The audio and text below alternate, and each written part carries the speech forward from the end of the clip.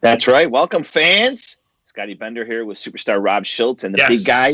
We are the collectively called the Big Smudge, and we are here another week. Again, quarantine continues. Don't know when that will ever end, but we're making do. We're making do. Big I'm not saying it's Schmuzz getting any podcast. easier. That's right. That's right, Mr. Impaler. There's so much. It's just dead silence. There's a lot of stuff happening this week. A lot of things going on. You know. What have you been Drake watching, Maverick? Scotty? What's Drake that? Maverick. Yeah, Drake Maverick. The big storyline. It's been catching not just wrestling attention, it's been catching a lot of different attention. Just people are questioning, I mean, so Rob, tell a little bit about the storyline. What's going on? So there were a bunch of cuts that we went over last week. If you don't know who, go back and give another listen. No, but Drake Maverick was among the cuts, but he's also part of this Cruiserweight tourney to fill the interim title since Jordan Devlin is overseas. And Drake Maverick, knowing that he's not going to be a part of WWE, is still in this tournament and vows to go out as the interim NXT Cruiserweight champion. And I just want to make sure the fans listening and watching at home, this is not Schulzie Explains it. We are still going to do that later. This is just me asking Schulzie opinion. It was a bonus taste. Yeah, bonus. Double your fun here. Yeah, but what's more important is the video. Jake crying, the very heartfelt video that he released.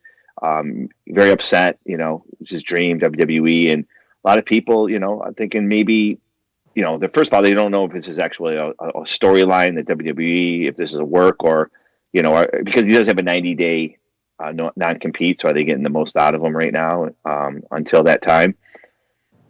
So again, not a bad taste. I don't know. It's a tough call.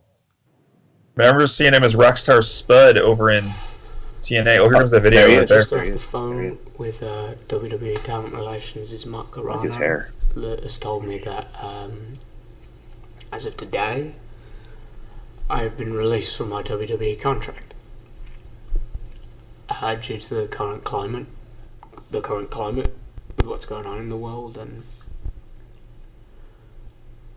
I'm like everybody else where I probably didn't take this as seriously as it is at the beginning, but it's affecting people's lives, it's affecting people's jobs, it's affecting the way people make a living.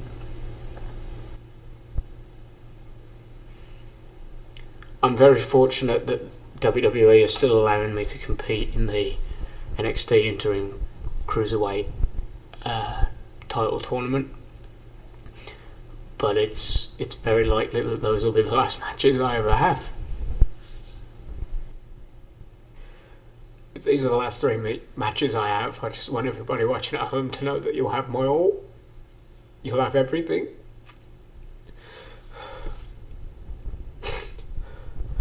It's not about a title anymore. It's about my life. It's about feeding my family, paying my bills. So if I don't make an impression, if I don't win, that's it for me. So I just want everybody to know that you're all going to get everything I have.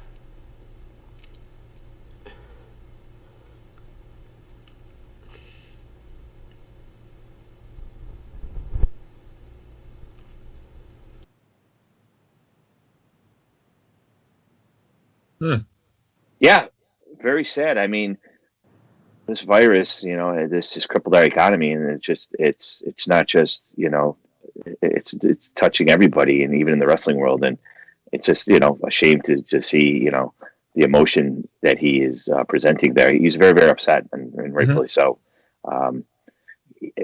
I think he's a great talent. I really, that whole 24/7 thing, really, I jumped on. I really didn't know much about him. I really didn't follow him. I could give a shit about him. And in TNA, I didn't follow the EC3 thing. I don't know.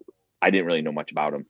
I've obviously seen him on TNA, but that whole 24/7, how he just handled that with the marriage and his wedding and honeymoon. I mean, he really won me over. I'm a huge fan, and he's taken this, whether this is a work or not. I mean, he's you give him the ball, he knows how to run with it. So I was shocked when I saw that he was released. I mean, he wasn't really involved in anything, but he's a guy you got to find something for. I mean, I think he's that talented. Yeah, I was gonna say something similar to that. I mean, he's done everything they've asked him to, as far as we can tell. Even I remember something like Bobby Roode and like poop at one point. Like we're in a robe and there was like poop involved, and like the guy's still doing this stuff.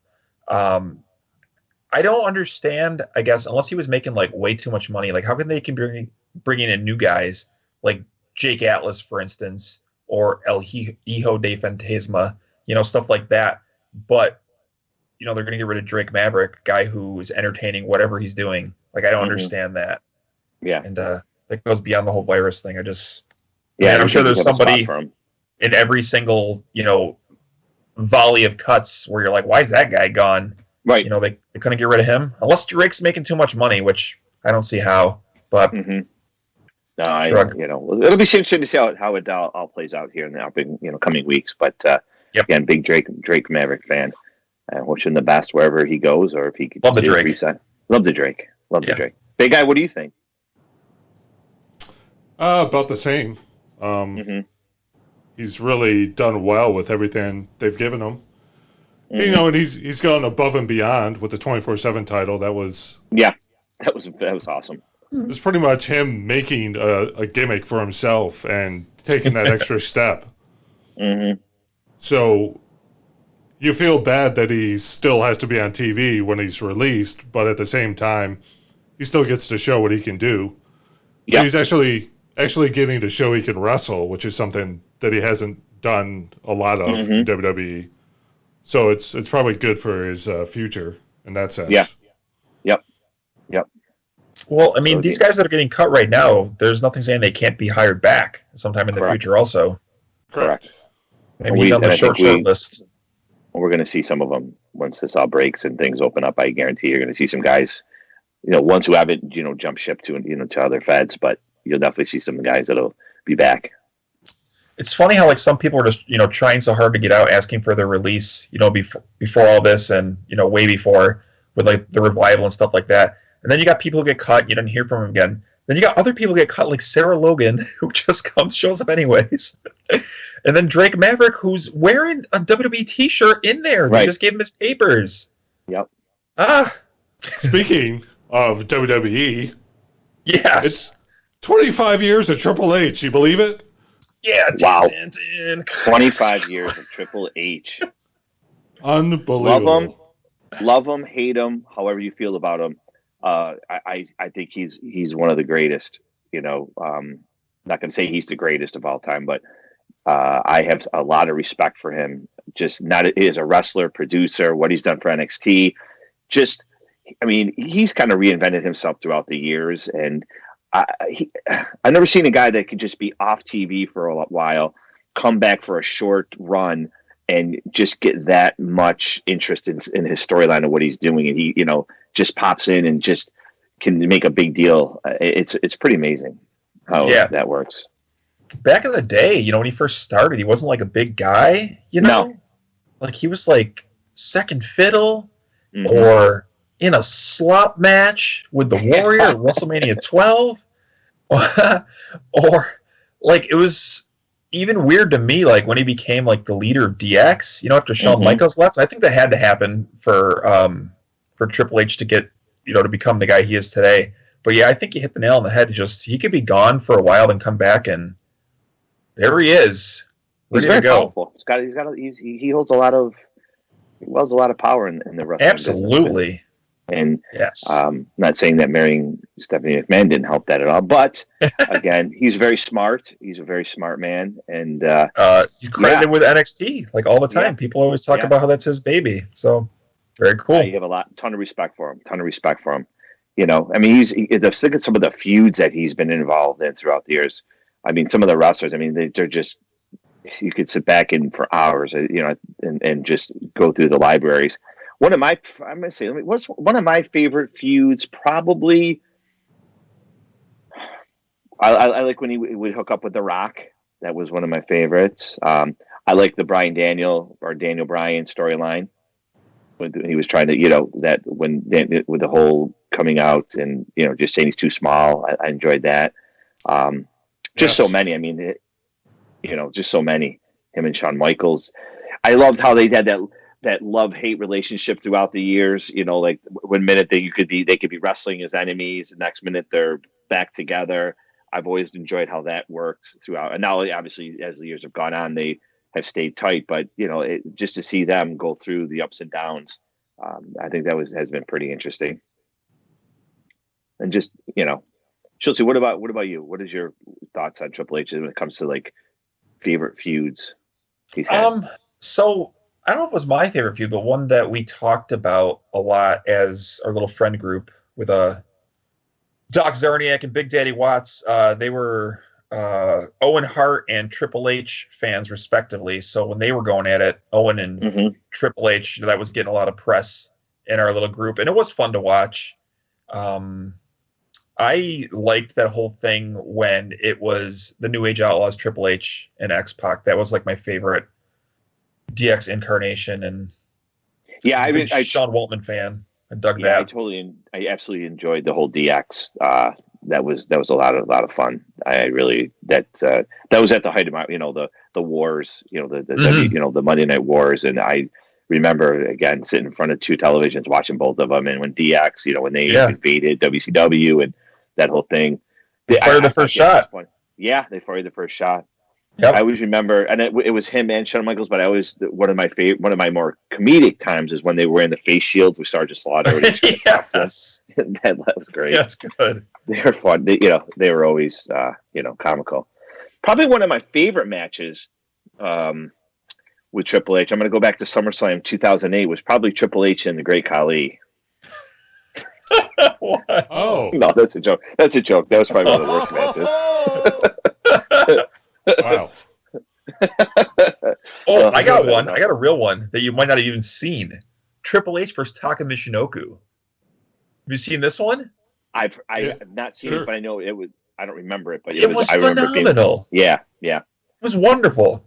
Do you remember Triple H and Big Papa Pump in a pose off? They're we can sit here all day. It was so awesome. It was so awesome. Yeah. Triple H is getting flustered. Probably favorite match. One of mine is Benoit, Shawn Michaels, and Triple H. They don't talk about it anymore, but at WrestleMania, I think 20 was it 20? That match, when Benoit won the title. But the storylines, just good booking, great wrestling. I mean, that match had it all. It's unfortunate that we won't hear about that anymore, due to the situation with Benoit. But that was probably one of my favorites. Undertaker, I think it was 17 WrestleMania, him and Undertaker. That was a good one. Just trying to think of some of the matches that I remember that kind of. His match with Cactus Jack is pretty publicized, right? Royal Rumble, 2000. Yep. Yeah. It was a great show. Street fight. The Street Taz debuted. Yeah, against Gordy. Well, there goes Schulze Explains It for this week. I did it last week. Ruined. Oh, that's right. But again, I think he'll go down as the footprint or the impact he's made in wrestling will always be there, just like a Ric Flair. I mean, you're never going to ever. Triple H is always going to be there. I think he'll never go down, Scotty. No, he'll keep wrestling. He'll be around forever. Yeah. He's coming back over and over and over again. Yeah, but I just it's quite an accomplishment, and congratulations to Triple H and just what a career. Yeah. All right, we'll be back.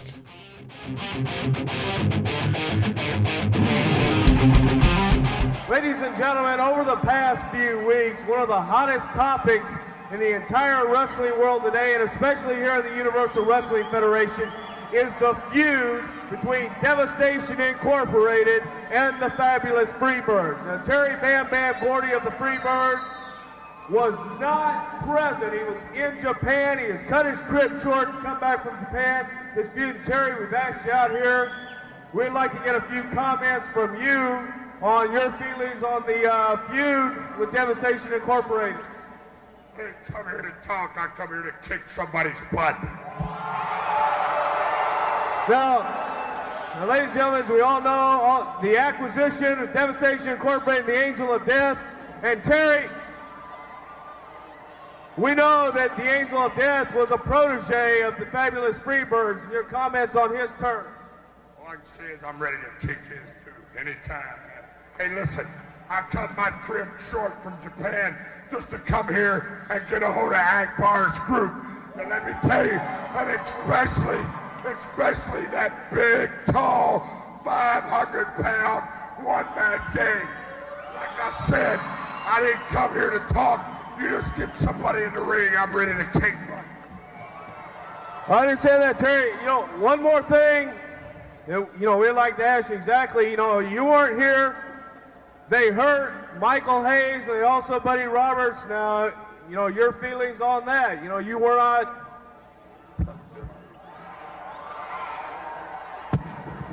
Well, Terry Gordy he's not wanting to talk to anybody, I tell you. The referee's trying to converse here with Bam Bam Gordy. Fellas, I don't know if I step in the lion's den or not. No, I don't think so. He's not in the talking mood. It's obvious. He wants somebody in the ring. He wants a little revenge. Ladies and gentlemen, we're going to come right back with more exciting Universal Wrestling Federation action. Don't you go away. But yeah, we just saw a clip of Terry Bam Bam Gordy. Had a birthday, he had a birthday yesterday, April 23rd. He was born in 1961. He would have been 59 if he was still with us today, but unfortunately, the untimely death due to a heart attack took this great wrestler's life back in July 16th of 2001 from Bad Street, USA, Chattanooga, Tennessee.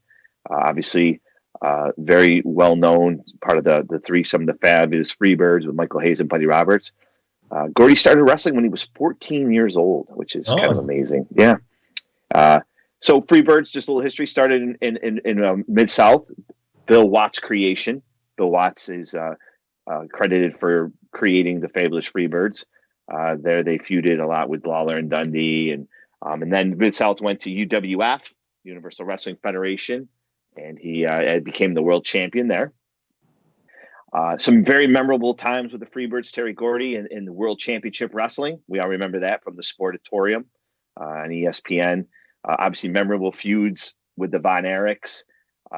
Probably one of the more memorable events involving Terry Gordy, which really started the feud between the Von Erichs and the Freebirds, was when Ric Flair at Star Wars was defending the title against Kerry Von Erich.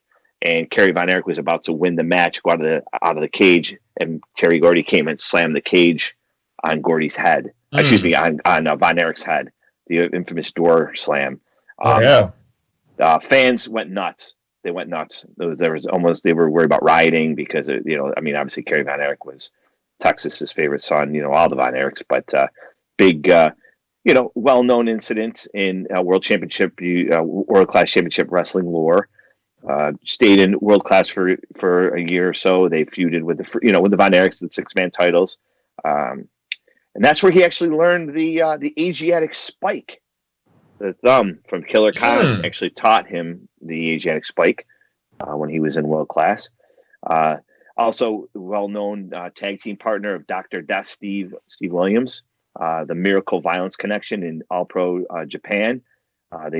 He also teamed with Hansen when he first went to All Japan, but some of the battles they had with the Steiners there, Misawa, Kobashi, just some of those matches, won titles, won some championships there. Was always a big fan of Japan. Then they had their stints. Then they went to WWF, which really was uneventful. There was really nothing that we really remember about that. In WWF. And then that famous incident, what really set his career off is when he OD'd on the sleeping pills as he on a trip to Japan. Really caused a lot of brain damage, and he just really wasn't the same after that, unfortunately. I mean, he was also a Triple Crown champion, two-time Triple Crown champion in Japan. He had a great career. A lot of the mainstream fans out there aren't going to know Terry Gordy. I mean, he really made his bones in the South and in Japan. I mean, like I said, the Freebirds WWE run was uneventful. I mean, you're not going to remember him from that. You're just going to remember him again from World Class Championship Wrestling, Mid-South, Japan. I always remember as a kid, I watched Georgia Championship Wrestling, and you might say, well, how did you become a Terry Gordy fan? Or, and I think it goes back, I'll never forget. So I don't know, it's not going to be Scotty Bender Explains It. I don't know all the details, what led to this, but I always remember watching Georgia Championship Wrestling, and they would show clips from other indies in the South with events. They would, because remember, there was no internet or anything back then. So they'd be like, oh my God, we're going to show a highlight from this match here when so-and-so took on so-and-so. It was when he and Michael Hayes the Freebirds actually broke up. Michael Hayes went face. This was in Southeast Championship Wrestling. And Gordy was, so he was obviously the heel. They always say there's nothing worse than a feud between former brothers. So it was a pretty intense feud, which culminated in a cage match, bunkhouse style. So, with the boots and the jeans and the belt buckles, and and Michael Hayes had a slobber knocker, as Jim Ross would say, just beat the shit out of each other in this cage, blood flowing, gigging every which way but loose. And so match ended. Terry Gordy spike pile driver on Michael Hayes, pins Michael Hayes. So after the match, at that time he was aligned with the Sheep Herders. Now I'm not talking about the Sheep Herders of WWE, the guys who run around lick your head. I'm talking about, but they were brutal. If anyone knows about the Sheep Herders, they were brutal. I mean, their matches in Puerto Rico and in the South, I mean, bloody. It was Luke Williams, and it was Jonathan Boyd. So he was seconded by them. The match was over. They come into the cage, the Sheep Herders, with Joe LeDuc. He was a lumberjack type guy, and they're just mean SOB. So they get Michael Hayes, and they grab Michael Hayes, and they're holding him there, and they pull out a pair of scissors. So they give the scissors to Gordy to have Gordy cut Michael Hayes' hair. So they hold him up. Hayes is, Gordy's kind of hesitant about it, was going to cut it. The fans, you can tell, are getting behind him, like, don't do it. He's kind of looking around to the fans, looking at Michael Hayes. Michael Hayes is obviously out of it, just kind of hanging there. So he says, no, I don't want to do it. So he refuses to cut Michael Hayes' hair, goes to walk out of the cage. One of the Sheep Herders pushes him, kind of gets in his face about it. And that's when Terry Gordy, so then they started beating up Michael Hayes, and that's when Terry Gordy was about to get out of the cage, turns around, comes back in, saves Michael Hayes, saves his friend. Great storyline that kind of gives you chills. The kind that's the kind of stuff that I again, I always say what I grew up on, but that was awesome. And I'd always remember that, seeing that. I just remember that. And I was always a Terry Gordy fan. Just the fact that, call it the corny in me, but it was just the fact that he had a great brotherhood with this guy. They went their separate ways, had a feud, but at the end of the day, he came back and saved his best friend from any more damage, and that's when they reunited. So, Terry Gordy, and then had a birthday yesterday, and unfortunately, Scotty, you are a big Terry Gordy fan. Yes. Probably one of my favorites. I mean, he'll never be known for classic. It's just, he was tough. I just liked watching him wrestle. He just could fight, and I just always enjoyed just his matches in like I said, World Class Championship Wrestling, and I've followed him in Japan. I remember going to an indie show, and they had when you bought DVDs, they had, oh my God, this is a DVD, greatest matches of the Miracle Violence Connection, so I bought that and watched that whole thing. And it's just, was always a big fan. And then the more, I remember being a kid watching, but I didn't know a lot of the stuff, that you learn as, I don't remember him having a coma when I was a kid. I don't remember that really happening until I got older, I think he even did come back because Michael Hayes got him. I think he was, Joe or Rob, you might remember, he came under a hood in WWF. This is after near the end of his career. I think he seconded, oh my God, I forget who it was. He seconded somebody against The Undertaker. He came out with a, I'm going to apologize to our fans out there. I don't remember, but the Hunter, I think they called him, or So, so a little some stuff about Terry Gordy, just. I didn't get to witness the Sheep Herders Terry Gordy Michael Hayes thing, but I feel like I've seen it now. Oh, if you Google it, it's out there. Yeah. Yeah. But it's just, again, I always talk emotion. The Tommy Rich Buzz Sawyer feud. I mean, that was just pure hatred. You felt it. You didn't. That's when, I could see why people back then thought wrestling was real, because it wasn't. It was the emotion and the storylines I thought were stronger, and they just really got into your heart and they got into your head. But again, there was no computers. There was kayfabe back then too. So I mean, that changed everything. When nowadays you can't hide anything like you used to. But yeah. So yeah, my biggest exposure to Terry Gordy was in the commercial for ECW, or the Battle of the Bam Bams with Terry Gordy and Bam Bam Bigelow. Did you see that match? Mm-hmm. Did you like it? Yeah, it was. I mean, okay. That's it. Yeah, I haven't seen much of better it. Matches. Yeah. Yeah. So, yeah, he did some ECW stuff, and like I said, he came back and they put him under a hood because at the time, I believe, and I read this, so I didn't know this, but apparently, because of the brain damage he had, he wasn't the same. He was slower, and he just wasn't obviously the same fluid motion that he was in the ring. So the decision was made to put a hood on him or put a mask on him, because if he actually panned out, then they would unmask him. But if he did not pan out, which he did not, that saved him the embarrassment of that it was Terry Gordy. So it saved his reputation, because again, at the time, there wasn't a lot of kayfabe news broken. So, yeah. And we kind of segue now, that's the past and now the future. Looks like they're going to go back to live tapings, AEW. Did you watch AEW this week? I didn't get around to it, but it's on my to-do list, so excited for that. It was interesting. It was good. Highlight to me, just real quick, was and we talked about it last week, and it lived up to the expectation, in my opinion, Darby and Sammy Guevara. Oh, yeah. Great match. I really, Darby Allin did end up pinning Sammy, but I thought it was a really good match, and these guys are going to have some battles down the road. I mean, these two young, studs, I could see a feud brewing, and, just one of those longevity things where they come across each other every once in a while. But, Jericho was on commentary. So here's it's 3 weeks in a row, right, for him? Yeah. So here's my awesome. Thing. Yeah. So here's my thing with Jericho. I enjoyed it, but I'm getting, how do I say this? It's a lot of the same stuff over again with Jericho, and I think he's great on commentary, but I'm starting to think maybe he's good as guest spots. Come out once in a while, but a consistent Jericho, he's kind of using the same stuff, and it's just kind of the same shtick. It's still entertaining. However, I'm just starting to, what it comes out the first time, I'm like, oh my God, it's fantastic. He's great, which he was. I enjoyed it. Second week, yeah, that was really good. Third week, it's just kind of not keeping the same luster for me as, yeah.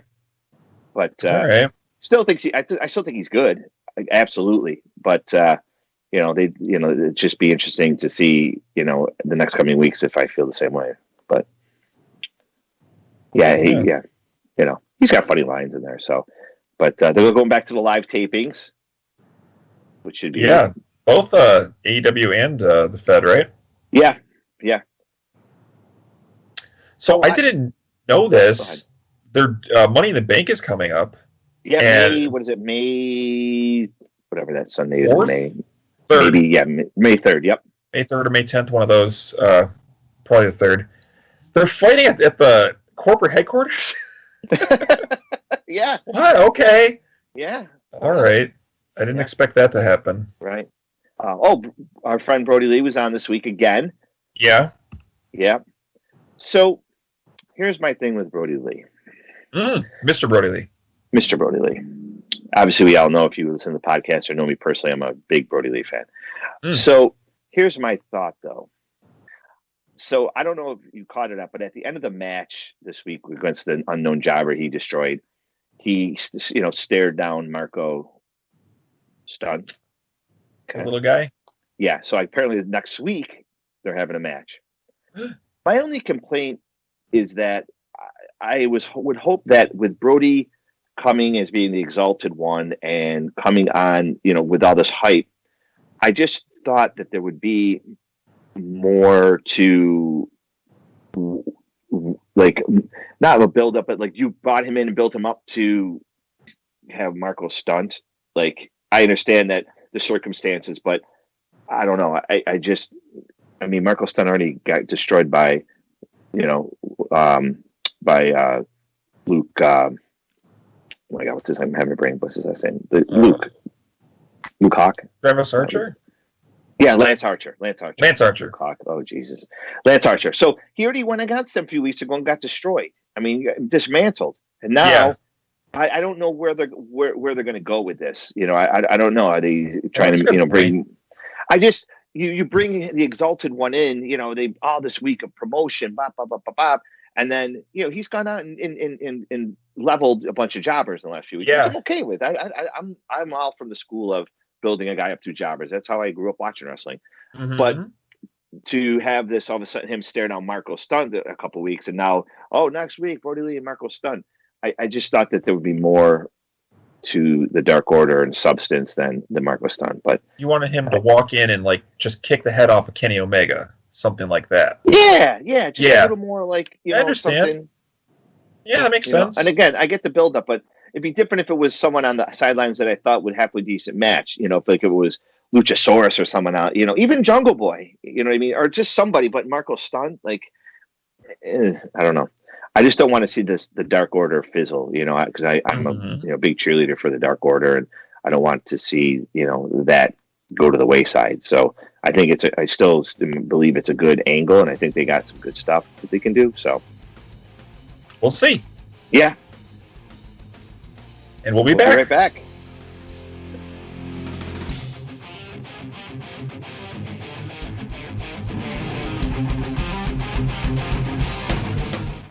The Big Schmaz Podcast. All right. That's right. It is time for Schulzie Explains It. All right. Do you believe that? Time flies. Yeah. So Schulz. Just yesterday we were talking about Terry Gordy. Yes, I'm ready. Yeah.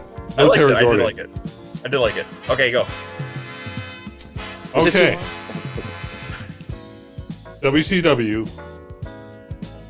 One Terry Warrior. Thanks. One Warrior Nation. Okay. All right. So the OWN, it's NWO backwards. Warrior showed up to WCW, and he was going against Hogan and the NWO. And I remember they were building towards this huge match. And Nitro actually came through Rochester, and we had a Warrior appearance, or rather, he was supposed to be there. I don't think he was for whatever reason. But the Disciple, aka Ed Leslie, aka Brutus the Barber Beefcake, fought, and that was exciting. I don't remember much else. I don't think it lasted too long. Did Warrior hurt his back somewhere in there?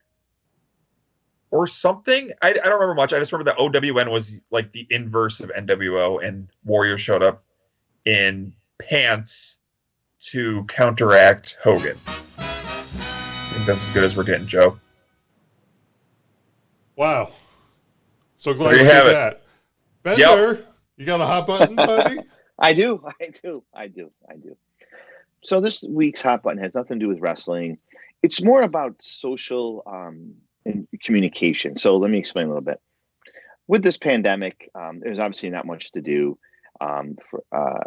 Without giving my exact location, I live, in the downtown Rochester area. So there's, I live in an area where there's a lot of nice places to walk, by East Avenue and Park Avenue, and a lot of really cool buildings in downtown Rochester. So to keep myself in somewhat of shape and to just kind of combat the boredom, I've been doing a lot more walking. So I've been going out and walking and just, enjoying Rochester for what it offers. So my hot button, though, is that there's a lot of other people out there walking, okay, on the streets. And a huge pet peeve of mine, which to this day, if one of you guys can explain it to me, I don't get it, is when I walk by you and it's you and me on the sidewalk and we're separated with our good social distance. But I walk by you and I look at you and you look me in the eye and I say, hey, how you doing? And you just look at me and look the other way and keep walking. What the fuck is that? Why can't people just fucking acknowledge people and say hi? I'm a hi guy. I say hi to everybody. That's just the way I'm. I'm at work. I'll walk in the hallway. Hey, how you doing? I'm always saying hi. But if I'm walking by you and you walk right by me, and if you're not looking at me or your head's down or whatever, I get it. I still think it's weird that two human beings can't, like, if you walk by somebody and there's no one else standing there, you just don't look at the other person and acknowledge them and say hello. It's just a very easy concept of communication with human beings. But if you walk by me and you're walking and we're walking by each other and you again look at each other and I say, hey, how are you? And you just kind of turn away from me. It's amazing how many people do not say hello compared to the people that do. And I think that's just really fucked up commentary on society, that especially now with the times the way they are. I'm not looking to hug and kiss you. I'm not looking to have a conversation with you. But if you're walking by me on the street and you're walking by me, just say hi. It's that simple, especially if I look at you. So that's my hot button. And for all those people that I have walked by and have not said hello to me after I've said hello to you and you stared me in the eye, you can go fuck yourself, okay? Wow, Terry Gordy, now this. Yeah. Ratings going through the roof, baby. I can feel it. I don't know why people don't say hi to you, Scotty. I would say hi to you. But if you look at me, like I'm telling you, I walk by people. I understand what you're saying. And they might be looking down or talking to their friend. And I get it. But if I'm just walking, there's two people and there's nobody else on the sidewalk and I walk by you and you look at me and I like give you a head nod or I say hi and you just turn your head and keep walking. I don't understand. It boggles my mind. Yes. I just, yeah. I'm with you. I don't get it. I'm glad you said it, so I don't have to. Yeah, and it just happened a lot this past week when I was walking. That's why I was thinking about the hot button. I'm like, yeah, but that's a hot button with me. It's a fucking hot button. Yeah, people should be more friendly. We should be wearing name tags. Hello, Sam. Yeah. Good evening, Claire. Yeah. But you know what I'm saying. I know what you're saying. If you're not going to say hi, don't look at somebody. Then don't look at me. But if I walk by you and you look at me and I say hi to you and you just turn your head and look away and not say a word, I don't. There's no one that's going to make me understand why that is. I mean, it's a simple hi. Yep. So. Yep. I'm with you. But, yeah. So. Yeah. There you have it. Yeah. That's another show. Another show. Yeah. That's it. Dr. David Schulz this week on Dark Side of the Ring. Don't forget to watch. Hi. Say hi.